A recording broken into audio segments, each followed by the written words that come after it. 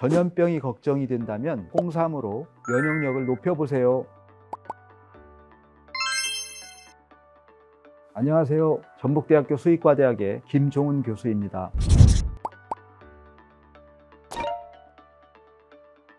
아시다시피 인삼은 2000년 전부터 인류가 신비의 영약으로 몸의 기를 보하여 건강을 유지하기 위해 경험적으로 섭취하던 약초입니다. 인삼의 효능을 기술한 최고의 본초서인 신농본초경에서는 365종의 본초를 상약, 중약, 하약으로 분류를 하였습니다. 이 중에서 상약으로 분류되기 위해서는 장기간 복용에도 부작용이 없고 수명을 늘리는 효능이 있어야 하는데, 상약 중에 상약에 해당하는 약재가 바로 6년근 고려 홍삼이라고 하였습니다. 이후 많은 학자들의 연구를 통해 인삼은 만병통치약으로 양리적 효능이 꾸준히 밝혀져 왔으며, 무엇보다 면역력을 높이는 대표적인 기능성 물질로 널리 사용되어지고 있습니다. 따라서 그간 잘 알려진 인삼의 우수한 양리적 효능 중에서 우리 몸의 면역력을 증가시킬 수 있는 새로운 유효 물질을 발굴해서 그 양리적 효능을 밝히기 위해 연구를 수행하게 된 것입니다.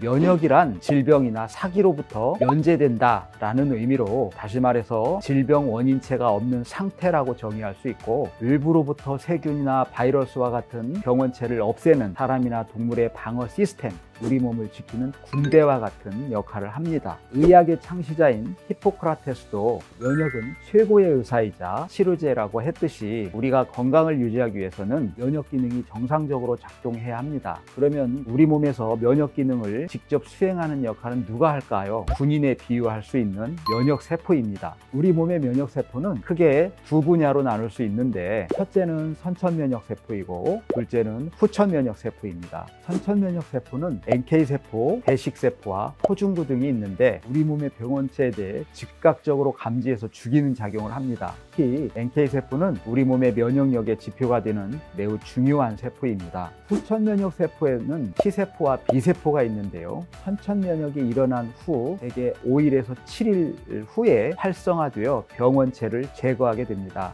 감염성 병원체에 대한 면역 반응의 한 예를 말씀을 드리면, 병원체가 감염되면 가장 먼저 NK세포, 대식세포, 그리고 호중구가 병원체를 죽이게 됩니다. 하지만 선천면역세포에 의해서 체내 모든 병원체가 제거되지 않기 때문에 선천면역세포가 병원체를 일시적으로 방어하고 있는 동안 후천면역세포인 T세포와 B세포가 본격적으로 기능을 하게 됩니다. 활성화된 T세포와 B세포는 상호작용을 통해서 최종적으로 병원체를 모두 제거하게 됩니다. 이렇게 우리 몸에서 병원체가 제거되기 위해서는 면역세포의 기능이 활발하게 이루어져야 합니다. 따라서 만성질환이 있거나 노화에 의해서 면역력이 떨어진 경우에는 면역력을 높이는 게 매우 중요한 관건이라고 할 수 있습니다.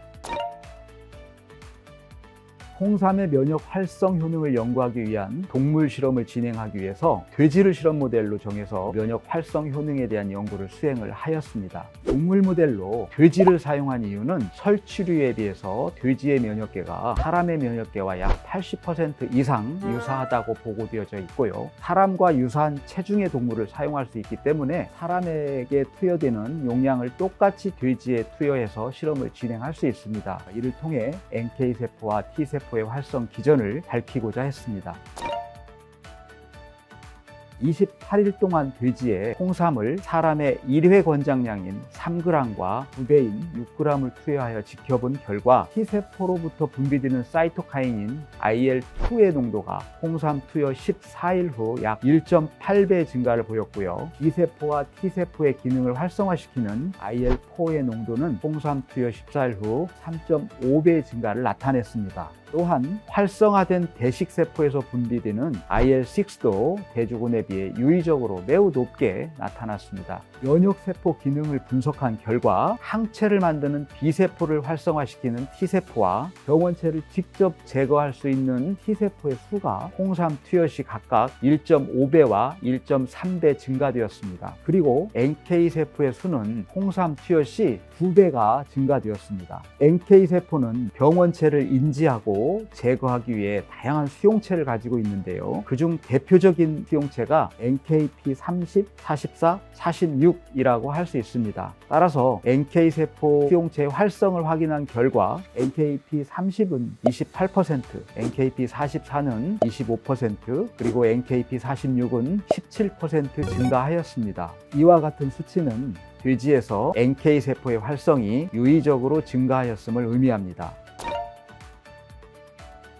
동물 실험을 통하여 고려 홍삼의 면역력을 높이는 결과를 확인하였고, 따라서 지금까지 알려진 고려 홍삼의 면역 활성뿐 아니라 바이러스 감염에 어떻게 작용하는지에 대해 이해할 수 있을 것으로 기대합니다. 홍삼 당 지질 단백체 성분의 면역 활성에 대해 보다 더 구체적인 작용 기전이 규명되어질 것으로 기대하고 있습니다. 고려 인삼학회 채널 구독, 좋아요, 댓글 부탁드립니다.